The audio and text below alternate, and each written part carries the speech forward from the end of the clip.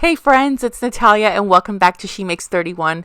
I'm really excited to show you today's video. It is a furniture transformation. I have this Hutch cabinet, curio cabinet that I've had over 12 years and it no longer matches my living room. So I'm going to use some latex paint and some glaze to give it a brand new look.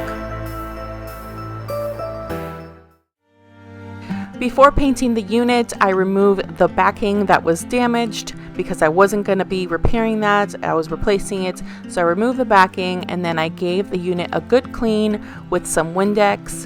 And then after that, I used some plastic wood filler to fill in any dings in the corners of the wood. We were also going to change out the hardware and it was different hardware, so I had to fill in some of the holes from the previous hardware.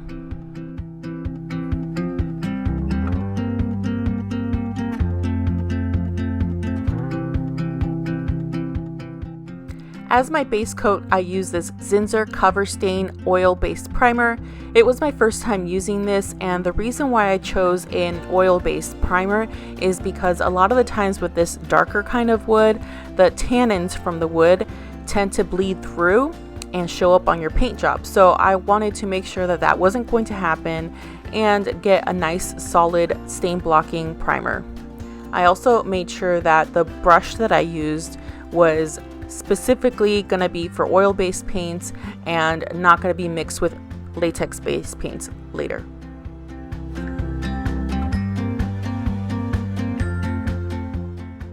I used a paintbrush to do all of the details of the wood and the corners, but for the flat surfaces I made sure I used a foam roller because I wanted to get the smoothest finish possible.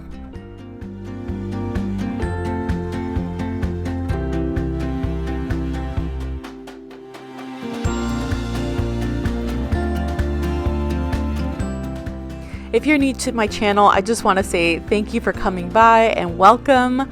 I am Natalia and I am a mom, a wife.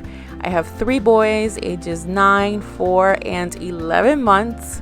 And I love making videos like this with DIY, cleaning, decorating, basically anything that has to do with home and family, just being a mom and making your home a place that you love.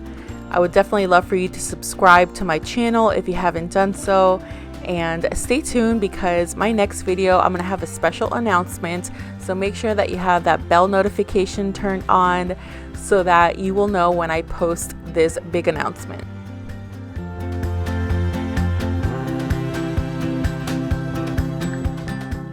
I really liked using this pink wood filler because once it dries it turns white, and that way you know that it's ready to get sanded down.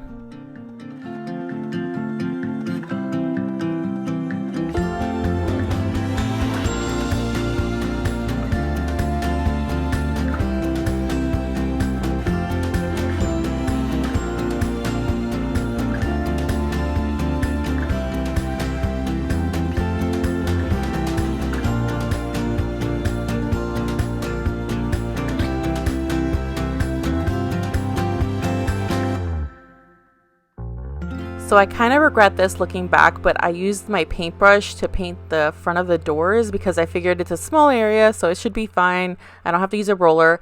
Well, I really wish I would have used a roller because it ended up leaving brush strokes that were pretty noticeable. So I was kind of upset about that, but in the end, I still like the result. So if you want a smooth finish, make sure that you're using a roller whenever possible.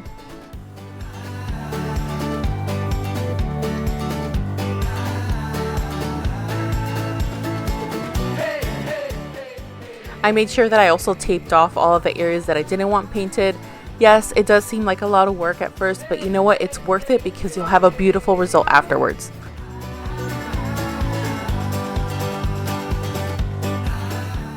After the primer was dry, I went ahead and sanded it down with some 220 grit sandpaper to make sure it was really nice and smooth and try and eliminate a lot of the brush marks that were made so that I would have the best possible finish.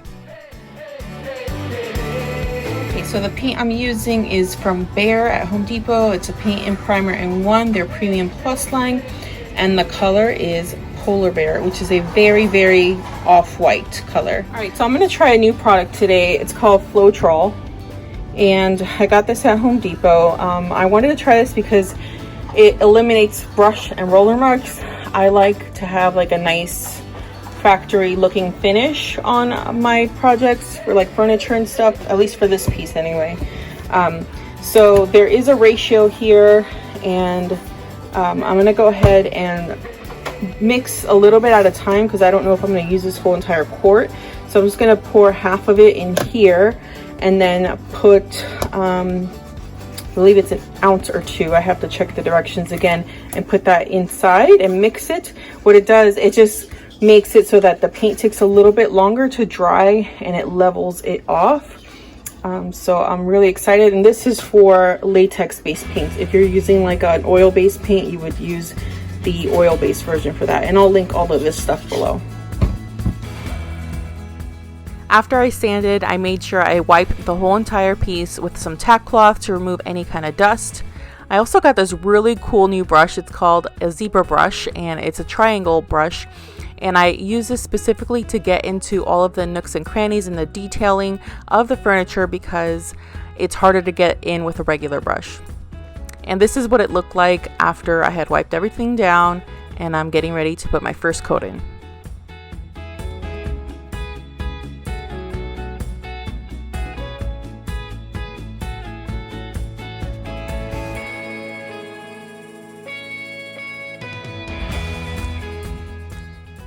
So I originally put tape over the hinges because I didn't want them to get painted, but it kind of became impossible not to get paint on them. So I just decided to paint over them in the long run. The reason why I didn't actually just remove the doors like I normally would and take the hinges off is because with cabinets, when you reinstall the hinges, if they're not installed exactly the same way they were when they were originally put in, a lot of the times they just come out wonky, like the cabinet won't close properly, or it'll be too tight, or it'll be just crooked or something. So I didn't want to run that risk, so I just left the doors on and ended up painting over the hardware.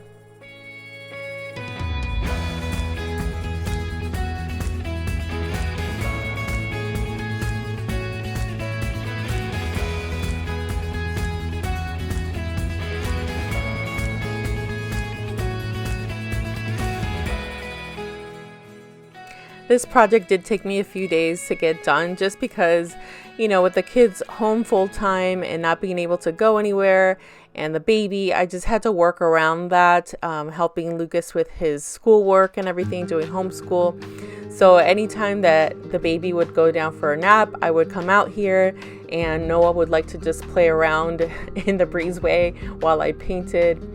And, you know, just trying to keep busy and be productive during the quarantine. It hasn't always been easy, but here I am.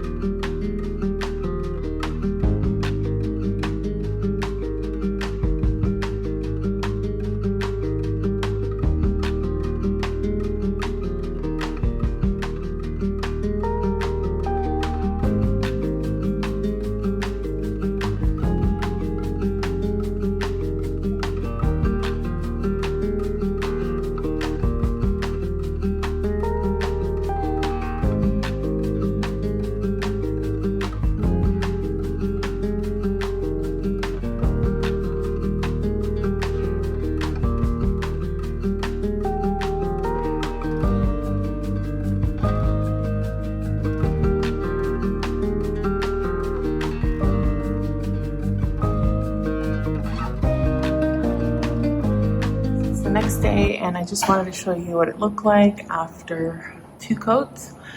As you can see, you can still see some of it showing through, so I'm going to go ahead and do a 3rd coat. And another little thing I wanted to show you guys is this little hack here. I've been doing this to keep my paintbrush and my paint roller from drying out. Just put some saran wrap and seal it airtight, and that keeps it nice and fresh longer. So I had the hardest time deciding whether I was going to glaze this or not, but I decided to do it. I did a little test area and I mixed some glaze here. I got this at Lowe's. Any glazing medium that you can find. This is clear so that you could turn it into any color. The color that I turned it into is from Behr. This is like a paint sample, so not very expensive at all. And the color is Intellectual. So I went ahead and used one of these like little kid medicine dispensers just to start. I did actually I used a bigger one. Here we go. I did 2 teaspoons of the glaze and a half a teaspoon of the paint, and I mixed it and I got this. So you may want to start off just doing a little area to see if you like the color. You may want it a little bit richer in color or not, but yeah, that's what I started off with. I'm gonna go ahead and mix some more up and show you how to work it outside.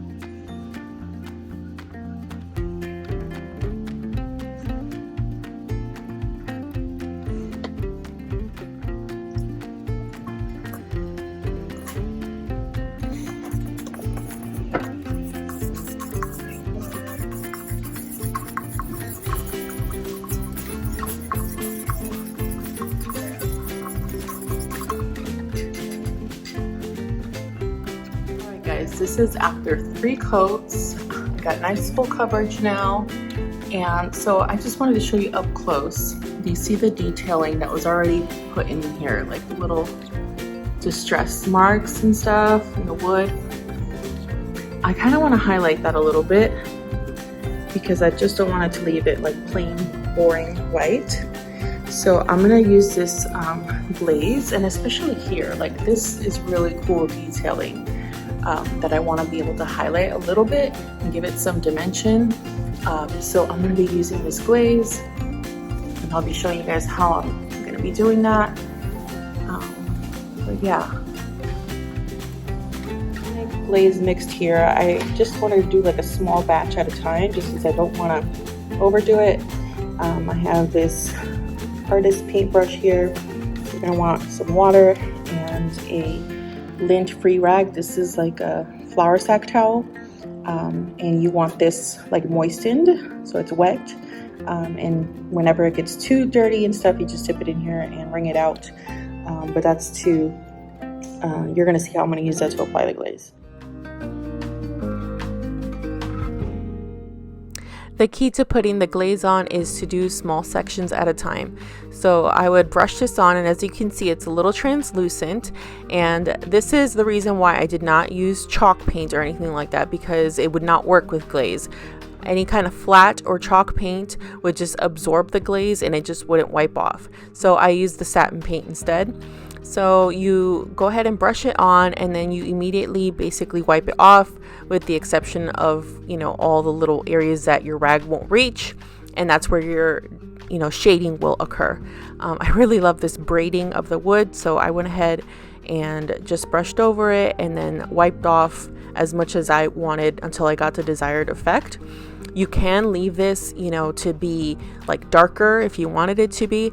I only paintbrushed or put the glaze in the areas where you see details. I did not go ahead and put it all over the entire piece, which you could do, but I just didn't want to darken up my paint too much, and I literally only did this just to highlight the detailing.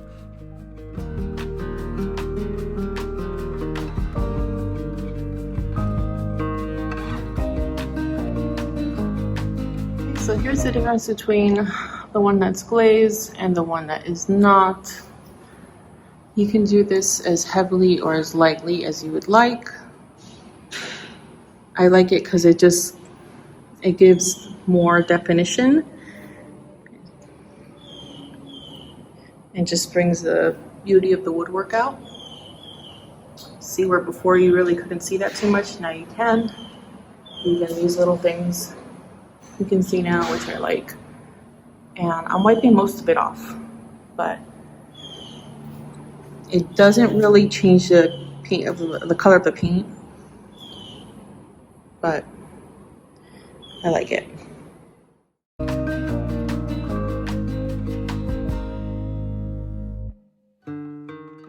If you're enjoying this video, please make sure you give it a big thumbs up. That would really help me out and let me know that you like videos like this. And just say hi in the comments if you're new or if you just come and watch all my videos. I really appreciate it and thank you. I can't wait to hear from you guys. I love talking to you guys in the comments. Alright guys, so I am done just like lazing this. I'm gonna go ahead and remove the blue tape now, and any little spots I'm gonna fill in with white. Like I feel like that dried too dark. I think I'm gonna lighten that up a little bit. So I'm just gonna touch it up. Any spots that I think are too much, and I'll be almost done.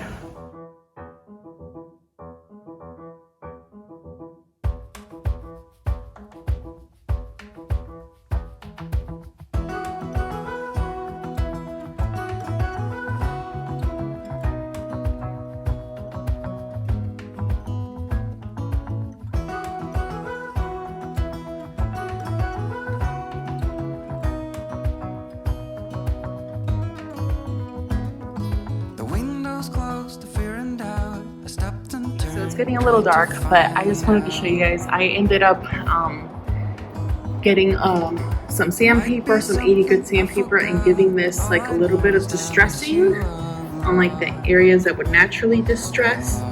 So I did that on this side. I haven't done it here, but I just want to let you know that that is what I'm doing, because I think it looks better that way. I'm almost done. I'm so excited.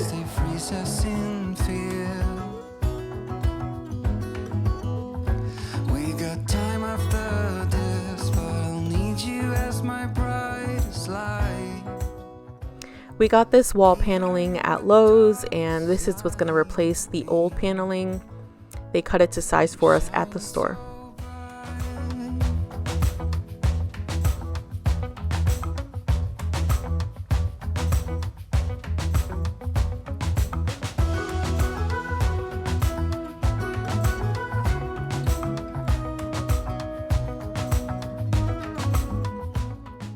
My husband decided to make this a teachable moment and was just showing Lucas how to properly use a drill. It was so cute.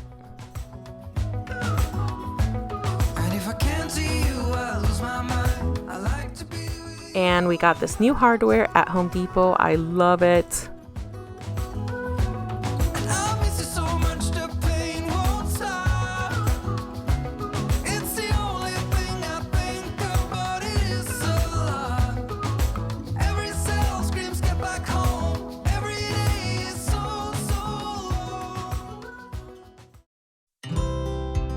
Here's a little reminder of the before. And yes, this was when I still had my Easter decor up. And guys, I'm so excited. Here is the after. I feel like it totally brightens up my whole entire living room, and just the decor is, I just feel like it stands out so much more. It doesn't feel so dark and dingy in there anymore. And I like it because it's still a little bit of a contrast with the light wood paneling in the back. And look at that. I just love all the detailing. It's highlighted so beautifully now. Let me know what you guys think in the comments.